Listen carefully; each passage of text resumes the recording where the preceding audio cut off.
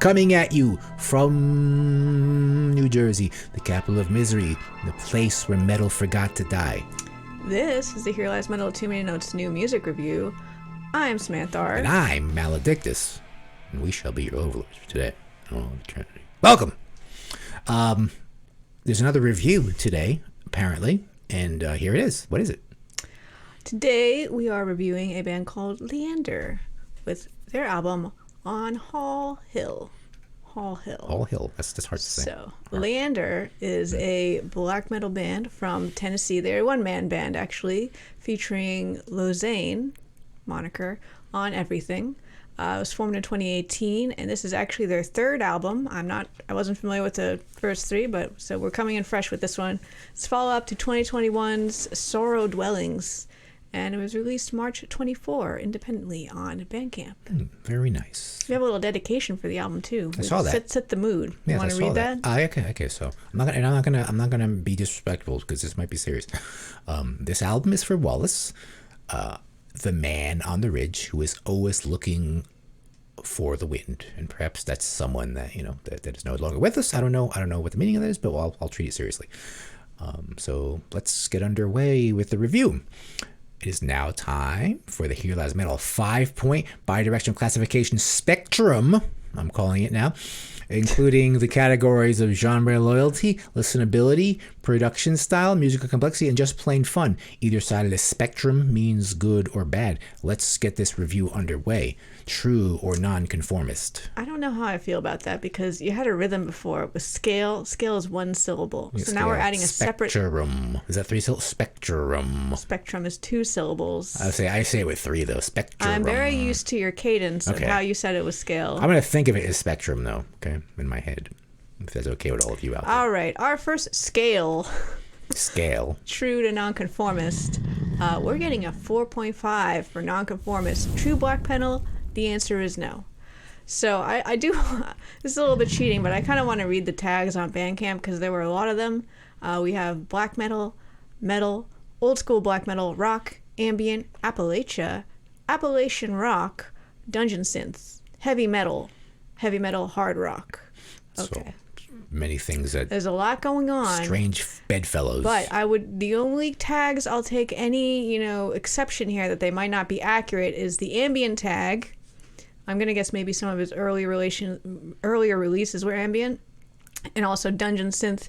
There is a dungeon synth intro kind of to the final song, but otherwise no. But otherwise yes, for all the other tags, I'm finding them in here.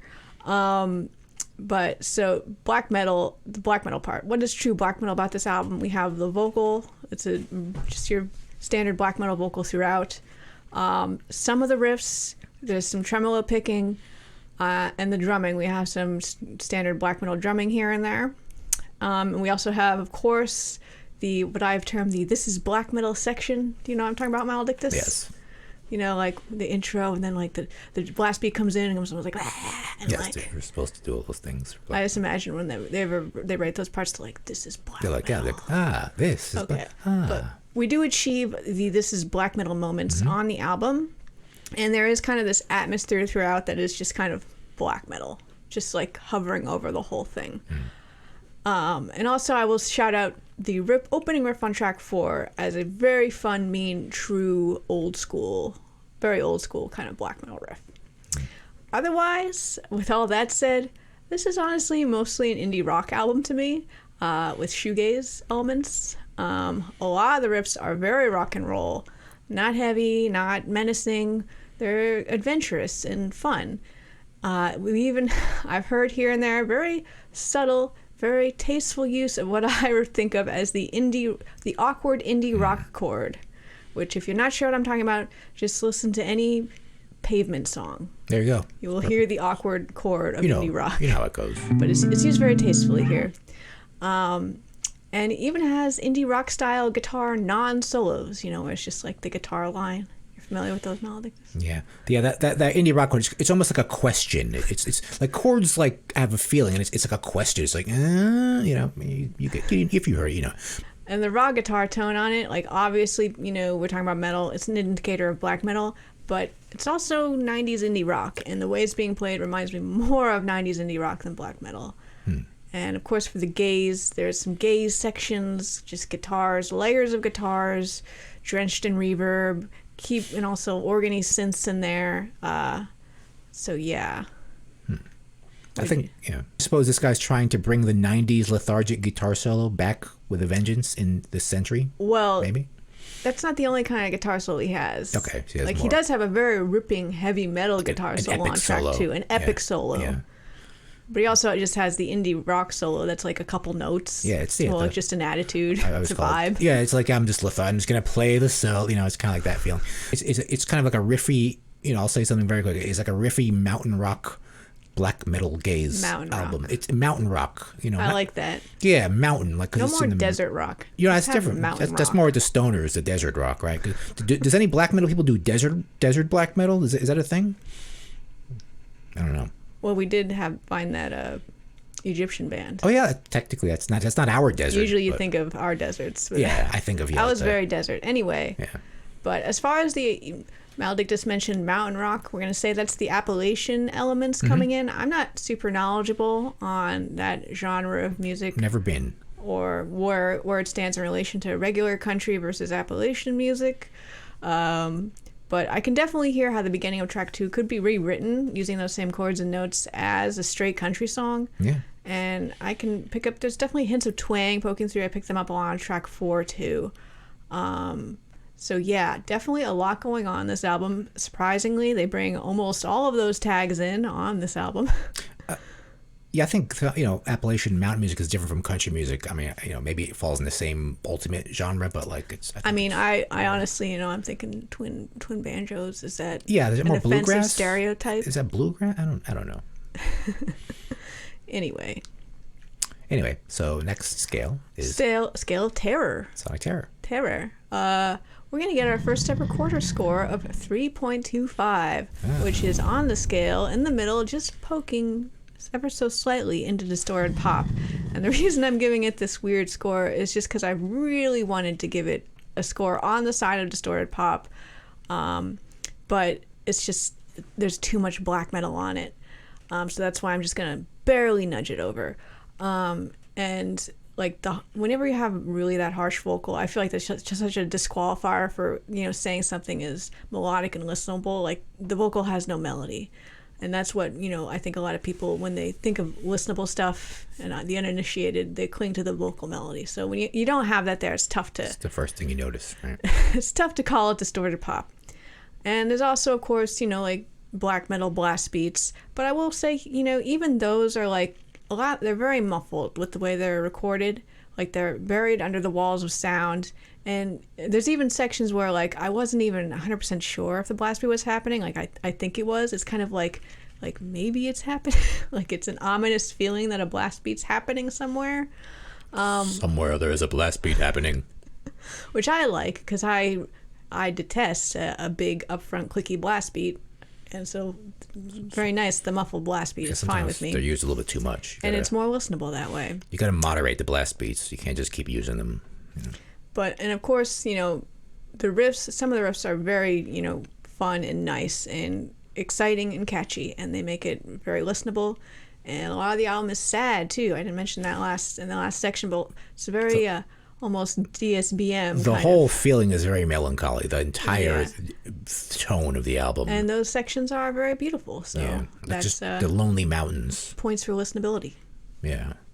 But the chaotic nature of these songs, and there's a chaos to them, that kind of gives me a sense of terror. Just the whole mountain theme kind of gives a little bit of sense of terror. It's kind of scary out there. It's no place for me. No place I should go. He's from Jersey. Yeah, I wouldn't. I'm a city slicker. But however, the riffs are somewhat traditional though. When they're not being black metal, there's a tradition. He has a very wide range of kind of riffs here. And should I say they kind of have a twangy feel as we keep talking about? Like this just twang. There's a twang in there, and we all both noticed it. Kind of independently listening to this album. And which is kind of new in the world of black metal, I would say. I would agree. And basically, they aren't. The riffs aren't super aggressive or agitated. They're a little bit more thoughtful and insightful. But mostly, it's like some other said, the vocals are really upholding any kind of sonic terror end here in this record. Also, you mentioned the album has a very sonically kind of a soft edge on the ears. Based on as a result of the recording method, we're going to discuss that in the next category, obviously. Oh, segue right there. Yes, so here we are, right? Segue right into it. Segue. Fisher Price or high production? And I'm going to give it a 2.5. So upon my first listening to that, I'm not knowing anything about it, just listening to it without reading anything, I was like, this sounded like a live recorded album, right? I thought so. Right, you thought so as well. As knowledgeable as you are, but I figured it was a band, like 5 pieces, band, with lots of effects pedals on the floor, and and they recorded it in this cavernous, moss-filled, decaying barn in the middle of the mountains of Tennessee. But then I kind of read, and I was like, and I was, and then I pictured, and it said it was one man in the band, and I didn't know that at first, and then I pictured, then I started analyzing, then I pictured, I pictured this one guy recording this, the one artist, in this dark basement filled with, with using like fake computer, drum samples and virtual keyboards, and and just the whole like, sitting at your desktop making an album thing alone, but that whole thing, like a lot of people do. But and if this does not accurately describe your hard work and your art here, then angrily comment. I give you the right to angrily comment and tell Maldick, because you do not know shit about recording. I want you to say that and explain your case.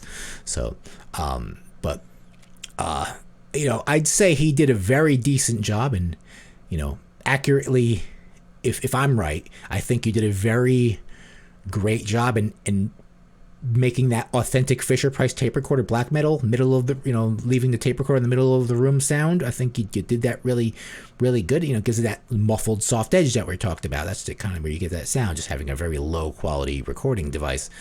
I'm actually going to give you more points, towards the right side of the scale for, for making it sound like that when it didn't have to, and you probably didn't have to do that. Through your digital means, you had to kind of add that effect in mastering, So, but hey, maybe I'm completely wrong. Maybe you did really record one instrument at a time, one real instrument at a time, via your Fisher Price tape recorder. Do not underestimate the dedication. Yes, and that takes dedication. Yeah. These one-man projects. That's true, and a lot of times I'm projecting. What I do. You would never do that. No, I wouldn't. I'm just way too lazy and just way too unskilled. So, yeah, but maybe you did that. You did the old, the old black metal method, of putting the tape recorder in the middle of the room, and you recorded each instrument. You played the real drums and just recorded track by track all by yourself, which is very difficult, without having a band. That's what Fenris did. Exactly, Fenris did it. He did it right back in the day before there was any technology. But the fact that you have me theorizing so deeply about all these ideas and all these possible methods that you might have recorded is a talent all on its own by you. That that I'm not sure. That I have doubts in my theory. So, but prove me. If you listen to this, I'd like to hear from you. Thank you. Okay, our next scale, the scale of notes. How many notes are there? We're going to get a 4 in the side of too many notes, decently amount of too many notes. As I mentioned, there's a lot of dense layers on this, melancholic guitars and synths, but also fast-moving riffs. So it's like we have like slow-moving dense layers transitioning into fast-moving riffs with like very quick finger-picking guitar. So different. We have like the high score on like 2 different areas. It's like layers and also speed, which is rare. You usually get one or the other. Yeah, that's right. All the songs are long. There's only 4 tracks on here, and what is it, 40 minutes? So of course they have pieces, movements within them, where they explore different styles and moods. Yeah, there's a lot going on here in the hands of one human.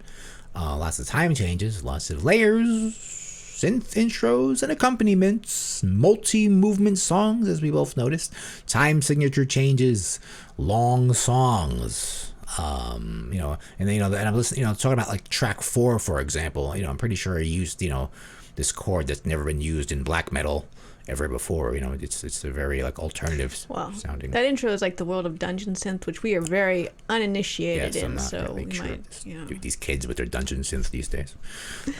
I also want to shout out the fat bass that comes in on track 3. It's Good. real nice fat bass. You don't hear a lot in black metal. Yeah, they don't really prioritize that usually. It's kind of a second. It's kind of a. You don't hear it a lot in indie rock either. Yeah, right. So, So there you go. You did he's it. doing his own thing. All right. The final scale, the scale of fun to focused. We are getting a 4, which is decently focused, pretty serious. And I went back and forth on the score a little bit because some of this album is very jaunty and adventurous with those riffs. But it's balanced out by being also melancholic, sad, and morose in other parts. But there's definitely this atmosphere blanketing everything, even the fun parts, with a somber quality, which when layered over a fun riff makes it seem kind of like fragile and fleeting. Like, are you having fun? Fun's gonna end. It's gonna end soon. It's gonna end soon. You think you're having fun. Enough of that. And especially when you're done listening to it and you think back on it, you remember it. It's really the melancholic, wistful atmosphere that will stick with you. I've listened to it a number of times now, and when I return to it again to write this review, like I just like forget like how rocking some of the riffs are, because it's like that atmosphere is what follows me after the listen. I think this album was meant to make us think about, the backwoods of Eastern Tennessee, this lonely environment that, we probably never really crosses our mind, does not exist in our heads. It's kind of to bring awareness that this exists, from a post-metal point of view, post-black metal point of view, though, so it's a very, it's a very strange combination of thought. But in some ways, the desolation of this artist's environment, these backwood mountains, might very well have a lot of things in common with the Norwegian ice realms where black metal was birthed. It's very similar kind of environment, you might say. It's a lot of similarities in these two desolate, very country, very remote, rural, remote, dark, foreboding, full of legend, full of myth, full of superstition. Anyway, anytime. I picture, the one man guy working in his basement, making his album, one instrument at a time. It's a very serious, very dedicated job. I think it's very serious. And I think there are few smiles, if any, when this work is going on. It's focus. So, that equals focused to me.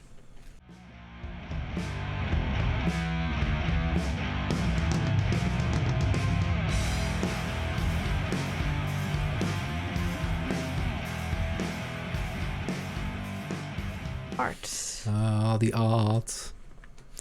The art is by Losain, the man himself. Yeah. So yeah, it's a photo. It looks like some sort of decay.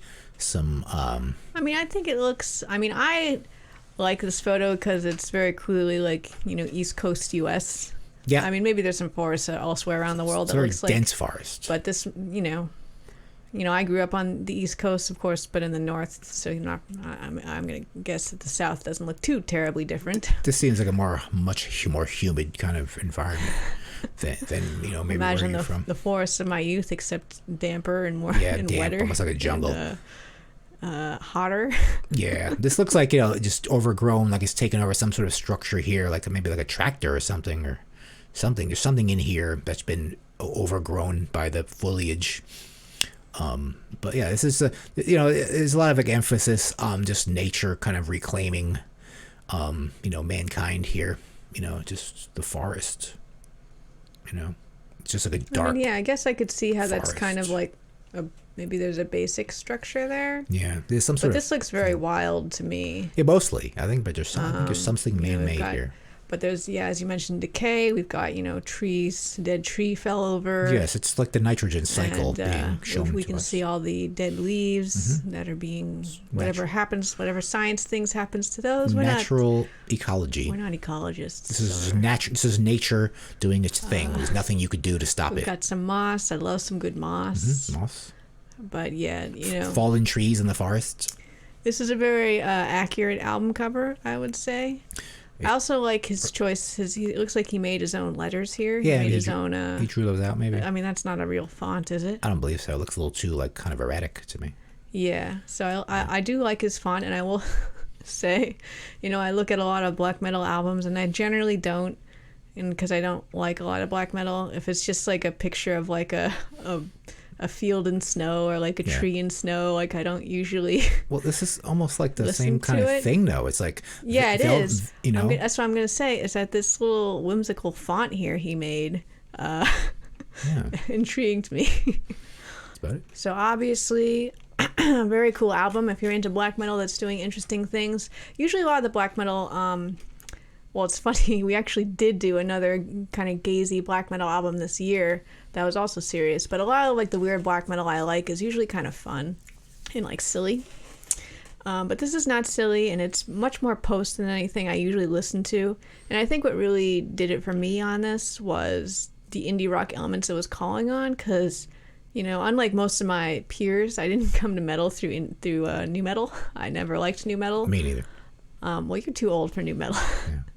But I'm the correct age for new metal. Yeah. But I never liked it. I was listening to I was one of those kids that's like, you never heard of him, when it's like you want to know what I'm into.